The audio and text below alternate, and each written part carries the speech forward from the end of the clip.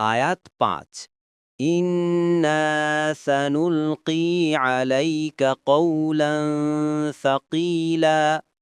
অনুবাদ নিশ্চয় আমরা আপনার প্রতি নাজিল করছি গুরুভার বাণী। ১ নম্বর ফুটনোটের বিবরণ।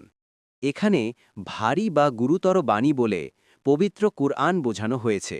গুরুভার বাণী বলার কারণ হল তার নির্দেশ অনুসারে কাজ করা অনেক বেশি কঠিন ও গুরুতর কাজ।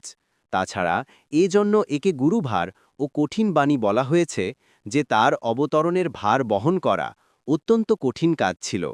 জায়াদ ইবনে সাবিত রাদিয়াল্লাহু আন বর্ণনা করেছেন যে একবার রাসূলুল্লাহ সাল্লাল্লাহু আলাইহি ওয়াসাল্লামের ওপর ওহী নাজিল হওয়ার সময় তিনি আমার উড়ুর ওপর তার উড়ু ঠেকিয়ে বসেছিলেন।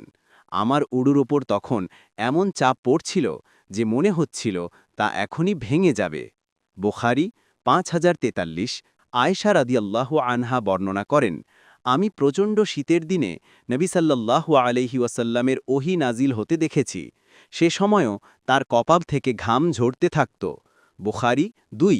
অন্য বর্ণনায় আয়েশা রাদিয়াল্লাহু আনহা বলেছেন, উটনির ওপর সওয়ার থাকা অবস্থায় যখনই তার ওপর ওহী নাজিল হতো, উটনি তখন তার বুক মাটিতে ঠেকিয়ে দিত। ওহী নাজিল শেষ না হওয়া পর্যন্ত সে নড়াচড়া পর্যন্ত করতে পারত না।